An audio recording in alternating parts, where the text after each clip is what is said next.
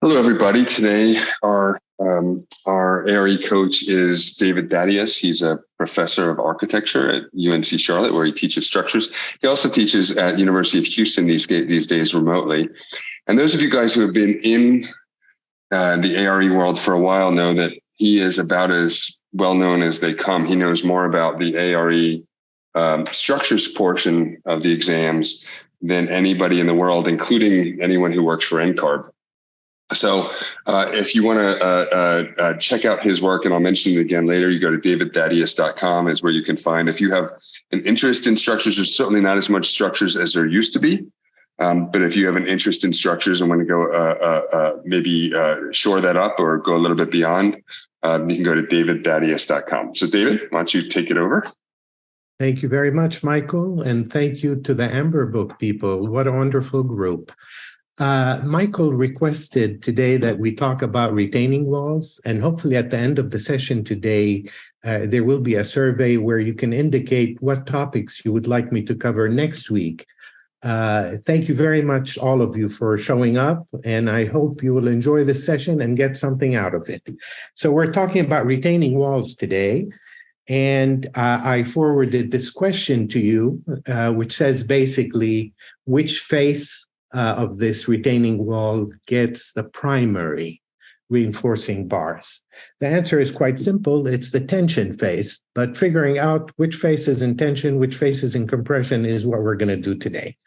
So I put some slides together and an outline for this presentation, but I think the most important thing for me is I use color whenever I'm lecturing. So today we're just going to be talking mostly about compression and tension, and therefore the colors I will be using are red for compression and blue for tension. In a full-fledged seminar, I would use also these other colors. So let's get started. A retaining wall is basically is to negotiate a level change and, of course, to retain some dirt. It could be made of individual units or something more monolithic. So in the individual units, it could be stone, as you can see in these images, or it could be CMU, concrete masonry units. It could be brick. It could be wood, and it could be cribbing, wood logs, railroad ties, any of these wood retaining walls. It could also be sheet piling, steel sheet piling that they drive into the ground and then backfill. It could be precast concrete, but there's also geofabric or with masonry. I haven't seen that on the ARE, but still, it's good to know.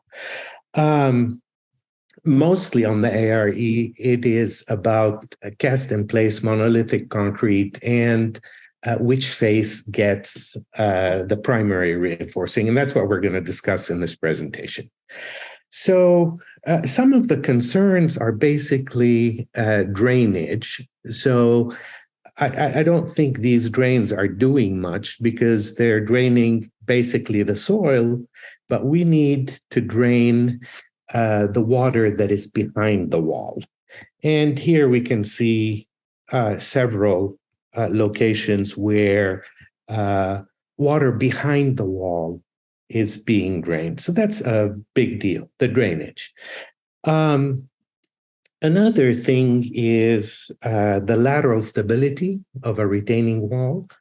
I'm showing on the right a retaining wall that is built straight vertically up and down versus the one on the left is kind of built at an angle so that it's much harder to topple the wall on the left because it's battered. The stones are resting on the soil, and it's much harder for the soil to remove that weight and push it over versus the one on the right, it's vertical and any pressure behind the wall would topple it right away. So the word battered, a battered wall is something good to know. If we look at this one, individual units cannot behave monolithically. Therefore, pressure will be uneven. They've tried to reinforce here this wall that is really getting out of plumb, and they tried to reinforce it with this piece of metal and a tie back, but probably that's affecting that many stones. This one over here is affecting that many stones, and over here the stones are free to do whatever they want because it's not monolithic. So terminology. Let's look at a cantilever retaining wall. It has a toe, a heel, and a stem. If the dirt is over here, then that is the toe, which makes this one the heel. The dirt side is the heel and the stem.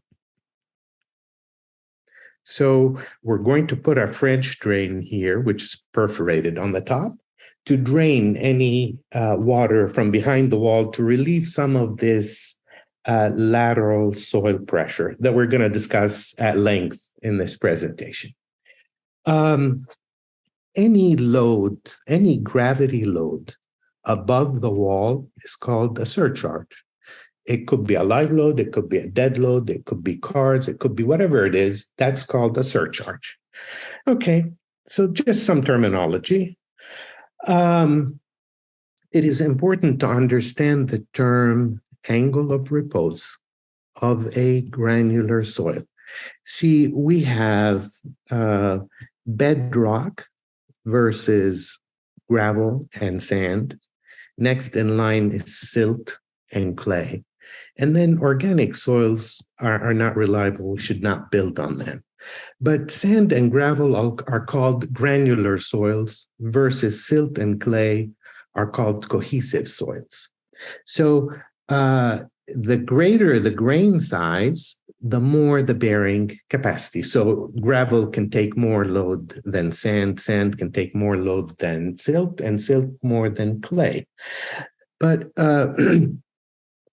focusing on granular soils, which is basically gravel and sand, there's something called an angle of repose. And the angle of repose is very important in the study of retaining walls, because if we look at gravel, that's a pretty steep angle. Whenever you have gravel, the molecules are pretty big and they stack nicely. And so most of the load is going down and very little is pushing laterally. Versus the case with sand, the particles are very small, and so they don't stack as well, and therefore they push laterally a lot more. So this is important to understand. The smaller the grain size, the more the horizontal push. And the second thing is water. If it just rained, then the push on the retaining wall is going to be much greater than if it were dry sand. So in order, I have gravel, next I have dry sand, and that horizontal push becomes a lot larger, versus moist sand, versus saturated, there's a lot of water, versus swimming pool. Swimming pool is a lot of lateral push on the pool wall. So angle of repose, that's what this page is about. So types of retaining walls, you have a handout that has these on it. We have a gravity retaining wall, and it's good for up to 12 to 15 feet, somewhere in that neighborhood. Here are some examples of that. By the way, I will be sending this presentation so you can access it later and take a look at the pictures that you don't have. Cantilever retaining wall is really the big one on the ARE that we need to understand very well and figure out where the reinforcing goes. There is a dead man here, which is a big block of concrete that they are using to prop up this wall temporarily until they pour it and it rests on its foundation. So again, this is the stem.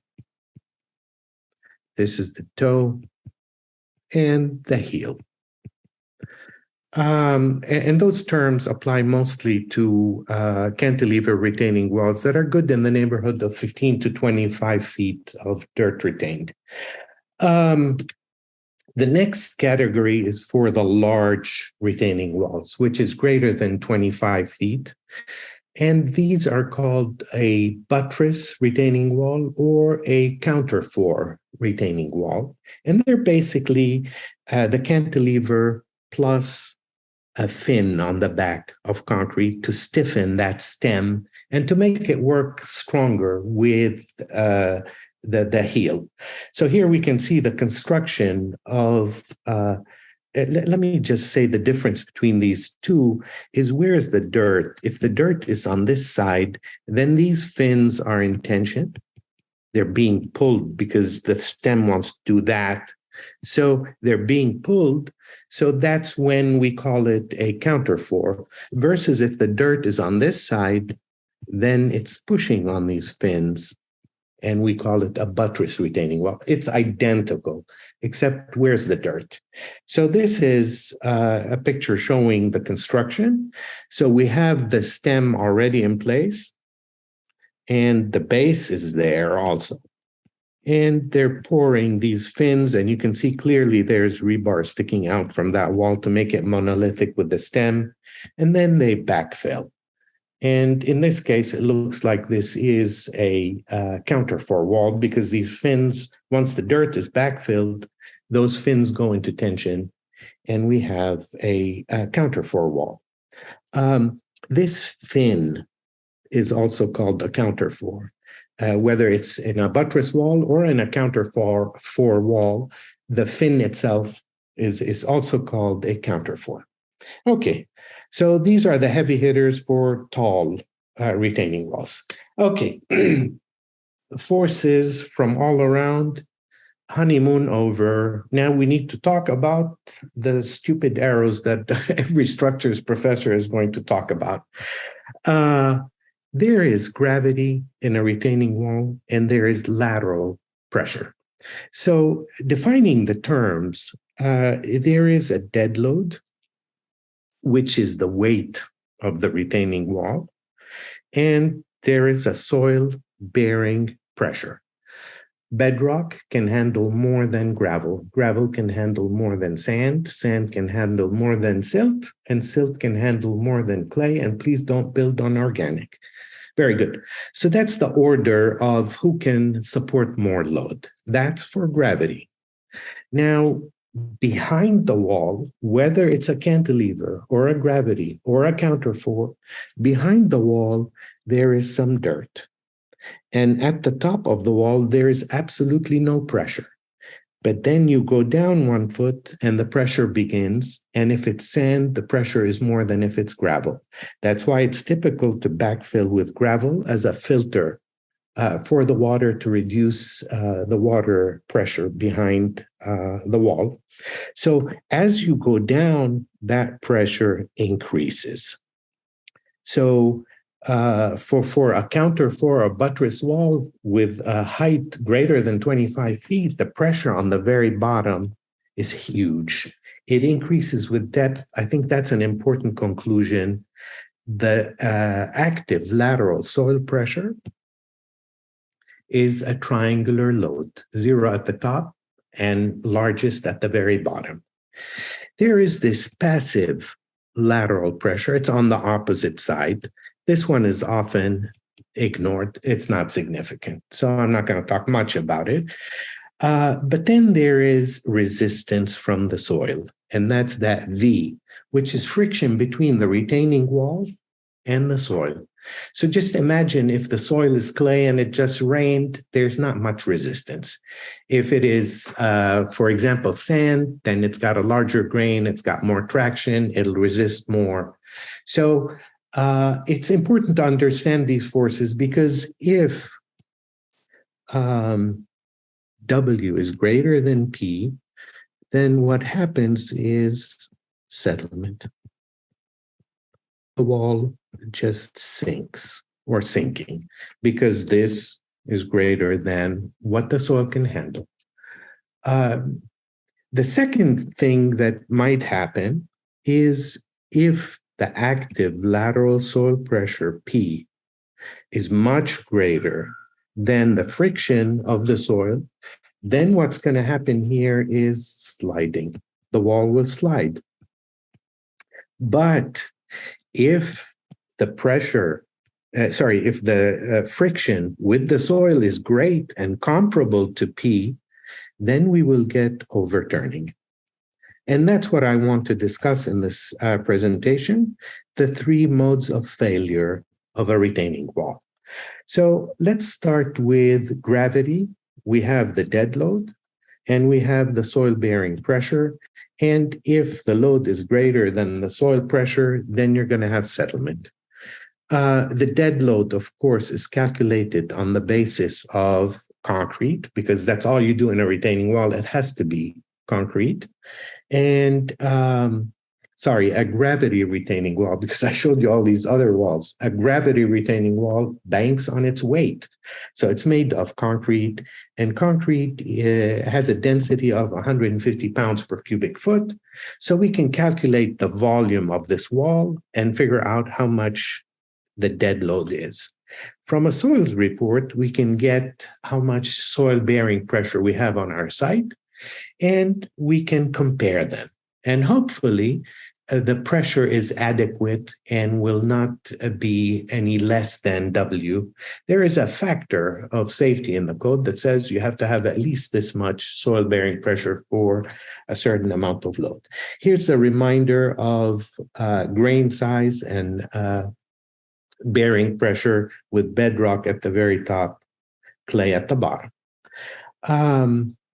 So if the weight is too much for the bearing capacity, then you will have settlement. So it looks like this part of the wall is going down. This part looks like it's holding on. So we get this crack, because one part of the wall is going down, the other is not. Okay. So let's talk about sliding. So if P is much greater than the friction with the soil, between the retaining wall and the soil, then we're going to have sliding. The wall is going to move to here and then end up in the roadway or whatever you have. So what they do here to counter sliding is they will put some piles. They will drive some piles. Here's a pile. It's driven in the ground 30, 40 feet. It's at an angle. Here it is. Inside the formwork. And this wall will be poured, and all of this will be concrete. And it cannot slide because it's got these toothpicks. So there's a straight pile versus a battered pile. That's one way of dealing with sliding. Another way of dealing with sliding is to make a keyway or a key. Here we can see there is a hole in the ground that we can see very clearly here that is going to prevent sliding. That's one way. That's usually done with a cantilever retaining wall. They'll just, let me see if I can draw this. The section here is something like that, and then there's a hole, and then it continues, and then the wall comes in here, and you have a toe and a heel. And some of it is gone in the ground to give me a keyway. So let me do this. It goes in here, and it says, okay, we're going to drill this and make it part of that retaining wall. So when we pour, there's a hole going in the ground, which makes the keyway, which prevents sliding. Very good. So another strategy is to use, and I want you please to know this terminology, because I've seen a lot of questions that use this terminology. So it's good to know what it is. So if P is much larger than the friction with the soil, then we can use something called soil nails. They are also called tiebacks, or sometimes they're referred to as dead men. And you can see in these images, there's this crazy drill bit that goes in the ground. And then they'll pour some concrete. They'll put a rod, and then they'll pour some concrete, so that if this wall wants to go anywhere, these tiebacks are going to keep it from sliding and from overturning, both. So tiebacks or soil nails. You're familiar with these pictures if you've been on a construction site. Very good. So we talked about settlement if the dead load is too much for the bearing pressure. We talked about sliding if there's not a lot of friction with the ground. And the last danger is overturning. So if there is some resistance from the soil and it's comparable to the active lateral soil pressure, so that it's comparable, it's fighting back, these guys will help.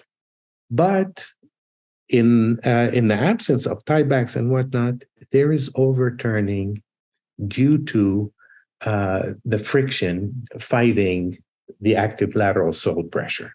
So that's why we call this guy the toe, because that's the point about which the wall will overturn. So I have a reminder to myself here to ask this question. Of these three configurations of retaining wall, A, B, C, which one of these is most likely to overturn? This one has no toe. This one has very little heel. And the one in the middle is toe and heel. So take, please, just 20 seconds to decide which one and why. Okay. So can I get an answer from somebody, or I'm still talking to myself? Anybody, turn on your mic.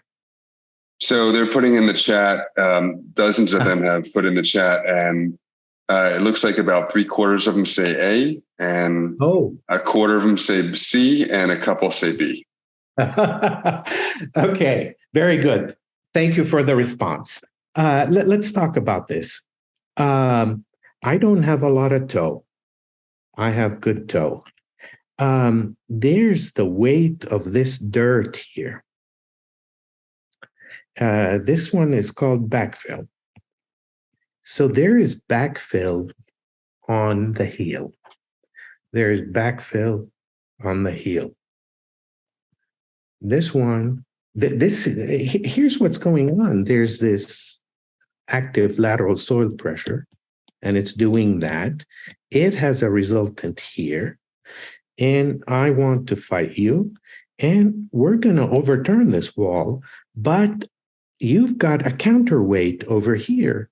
On this side, the counterweight is not helping me. For walls A and B, I have to overcome the weight of that dirt. For C, it's very easy to overturn because I don't have the advantage of that weight on the back. So C is going to need a much longer toe. I hope that makes sense. Okay.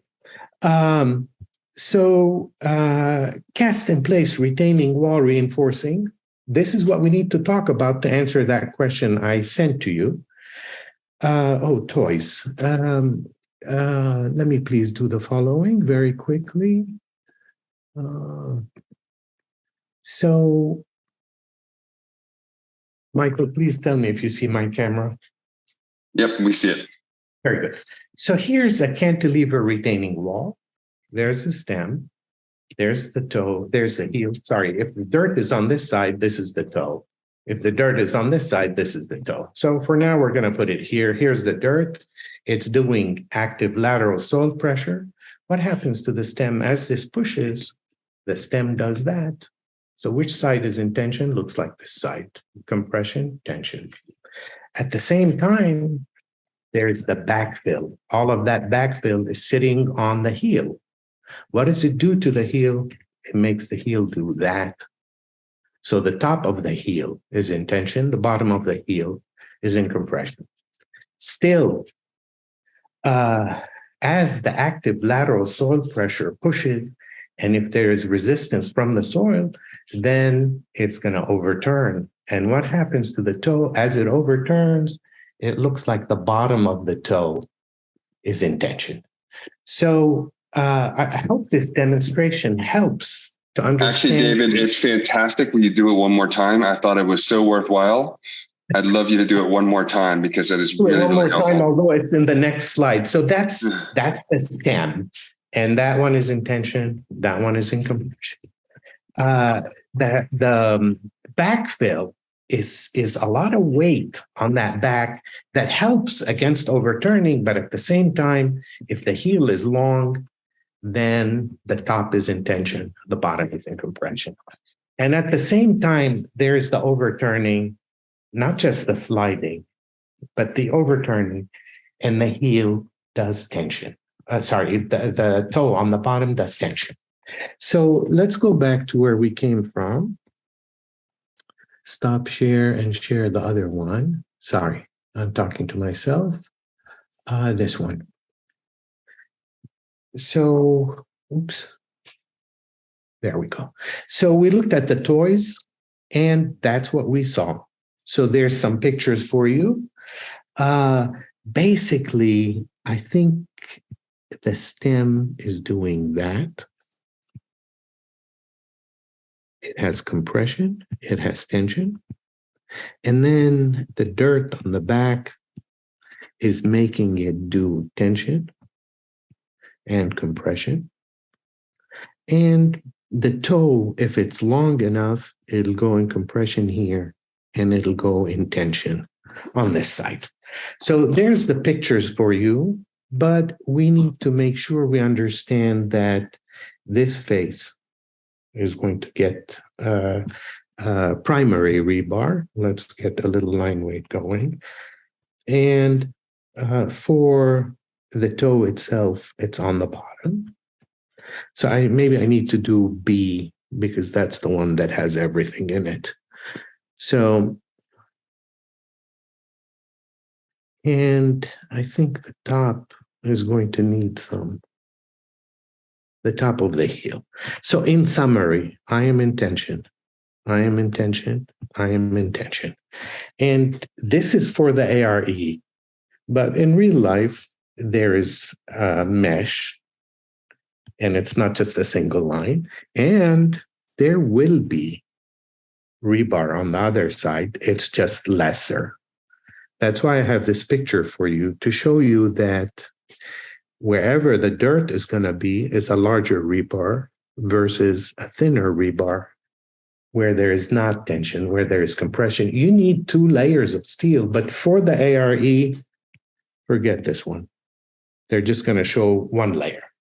So doing the first one, it looks like here, and probably the top. So maybe that's the reinforcing pattern. And that's what I've drawn for you here. I'm going to send the presentation so that you have these slides without the scribbles. There's your construction detail with the French drain over here and the backfill.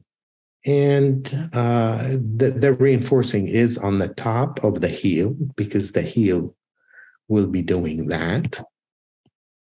And this guy is going to be compression on this side and tension on the other side. So that's what happens here. Very good. This is an important thing that I would like to discuss with you. For question 1, which face would the reinforcing go on? The primary reinforcing, the blue reinforcing, A or B? Okay, you've had time to answer. That's what's going on. There's tension on this face. Therefore, it gets the reinforcing, the primary reinforcing. But if you have a basement wall, then what you have is you have a slab here and you have another slab here. So which face would get the primary reinforcing? This is an important question. I don't know that they'll ask it on the ARE. I just need you to understand, whenever it's reinforced concrete, it would be best if you think of the deformed shape. How does this guy deform? We drew the deformed shape for the stem of the cantilever retaining wall. Now we need to look at the basement wall. It is supported here and here. And there's a beam. And it's probably going to do that. Therefore, the dirt side is going to be in compression, and the inside of the basement wall will be in tension. I think it's important to distinguish. This is a cantilever. This is not a cantilever. It's a simple span. It's supported on the top by a slab of sorts, and on the bottom by also the basement floor. So another question for you. There's the reinforcement in blue. That's the primary reinforcement. So a question to you is, which reaction will be larger, at the top or at the bottom? Which reaction would be larger, just qualitatively? It looks like there's a lot more going on the bottom. So I think to fix this, I need to say, you are small, you are large. And frankly, I'm sorry to do a little number on you. We have to do some numbers, but it looks like in a triangle, the centroid is 2/3 by 1/3. That's the location of the resultant. It's 1/3, 2/3. In a rectangle, if you had a uniform load, then the centroid is in the middle. But this is not a rectangle. It's a triangle. The bottom is heavier, so it's going to be 1/3, 2/3. Anyway, so frankly, if this is x, this will be 2x. That's double based on these numbers. Forget the math. I just need you to recognize that the bottom is doing more work than the top in a basement wall. Okay, Michael, AP, do I still have time or am I out? Sure. Okay, let me run through these pictures very quickly. Cracks in the ARE. In a beam, in a reinforced concrete beam, it is very important to see where the crack is. If you are near the support, this is because of shear. But if the crack is in the middle, then that's where the maximum moment is. So it must be because of bending. Shear is high at the support. Bending is high in the middle. So where is the crack? That's what we need to look at. Another one is a compression crack. It starts at the top and travels to the bottom. If the crack is horizontal and on the bottom, must be because of corrosion. Or maybe the rebar is too close or something like that. It has to do with the rebar at the bottom. Earthquake cracks are always going to be both directions, not unidirection. So when you see an X pattern, that is definitely earthquake shaking, left then right, right then left. So cracks in masonry are typically in a ladder or stair pattern. The mortar is usually weaker than the CMU or the brick. In order to get that, to save the brick or the CMU, they make the mortar a little bit weaker so that it goes and maybe they can repair the mortar. Can anybody guess what this is? Anybody? Michael, anything in the chat? It's not duct tape. This is a strain gauge. They're trying to keep an eye on that crack. Is it increasing or not? To know when to intervene. Okay, masonry cracks. This one is in stone. It's on the tension side. They can't do anything about this one. It's gone. I'm not sure why they're jacking it up. It's gone. Foundation settlement.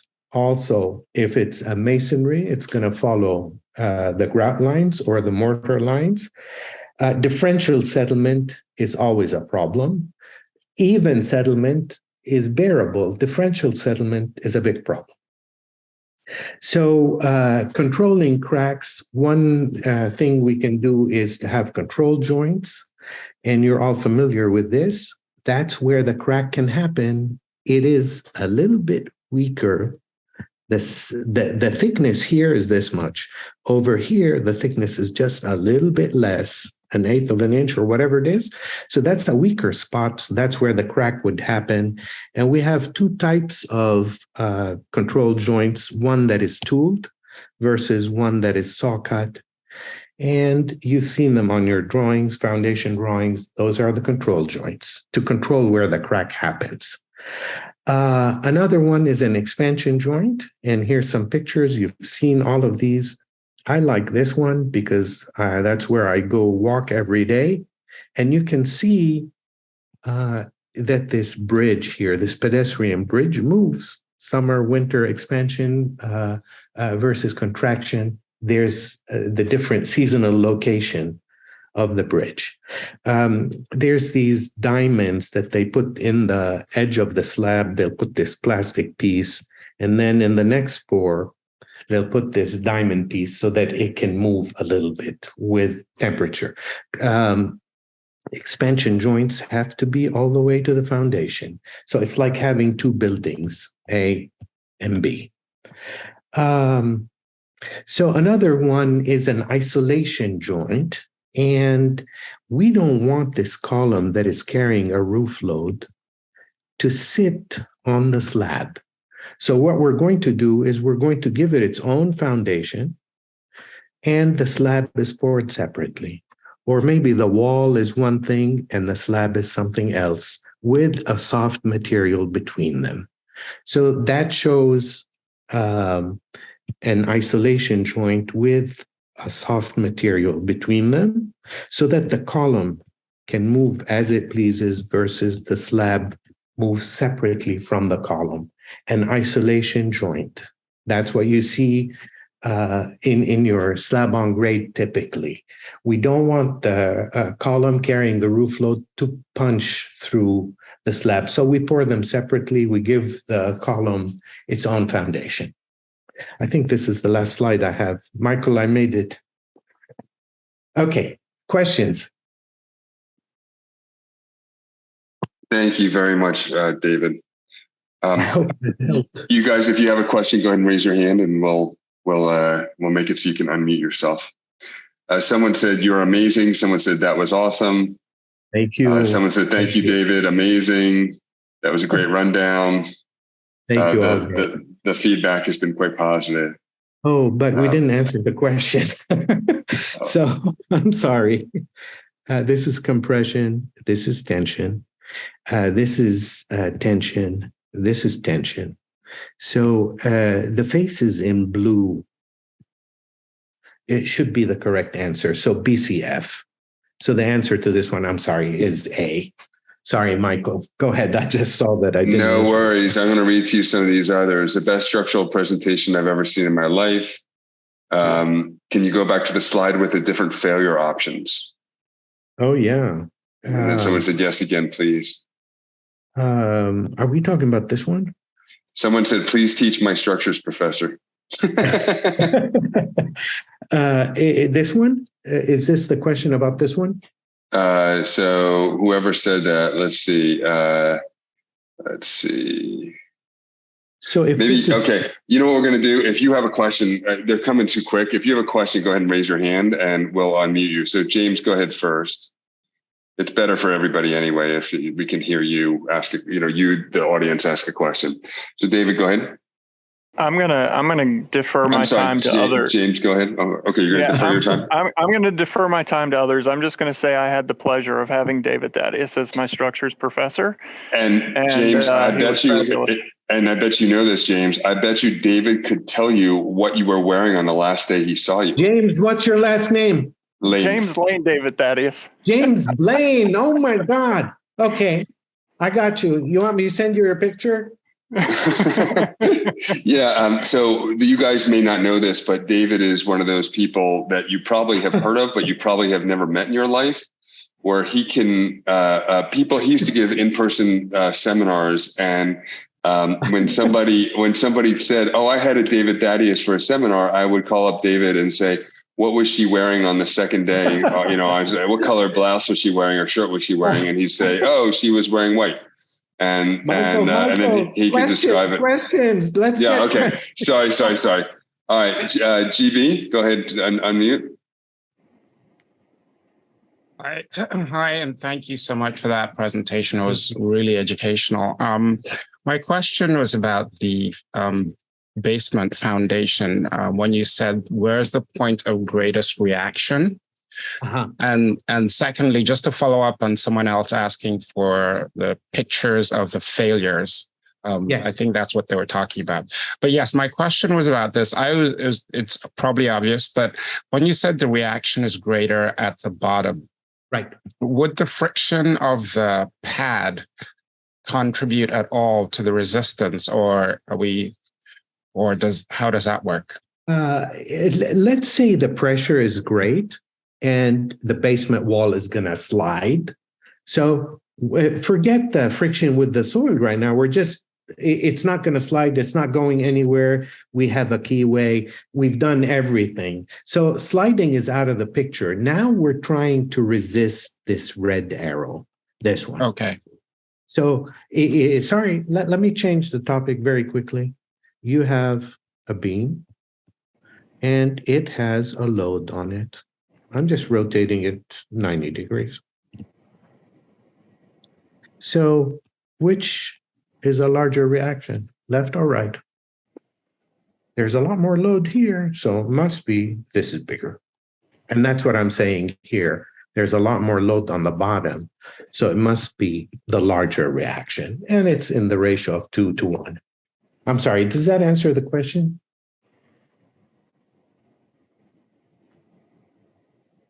I think we might have lost him. All right. And if we haven't already, and maybe we have, we're going to go ahead and post the survey for what structures topic you would like David to cover next week. Because he's gonna. There it is. So you can answer that while he's answering other people's questions. Please, yes, that would help me a lot. Okay, because David's going to come back next week. So, Jonathan, I'm going to ask you to unmute. Thanks so much for the lecture. It was really, really great. Thank you. When you were talking about having like a key base and a pile to resist sliding, right? I wanted to ask what informs that decision? Like what factors do people consider? Is it cost? Is it soil types? Exactly. It is soil types to begin with, and how much height of dirt. Therefore, how much lateral push or active lateral soil pressure is, and what's the nature of the soil, how much friction does it offer. All of that together, see what's happening with a gravity retaining wall. That one is massive, and it's usually a highway, let's say. So it is imperative to make sure that this doesn't slide. So they use piles. And these are 30, 40-foot piles versus a small cantilever wall. In that case, a keyway would do the job. So we just want to add a little bit. And it depends on the soil. It depends on how much of this lateral pressure do you have. A shorter wall is going to have a lot less. And the friction from the soil, is it sand or is it a slippery clay? All of these enter the decision. I hope I answered, Jonathan. Yes, yeah, thank you. That was great. Excellent. And good night and get licensed. Take care, everybody.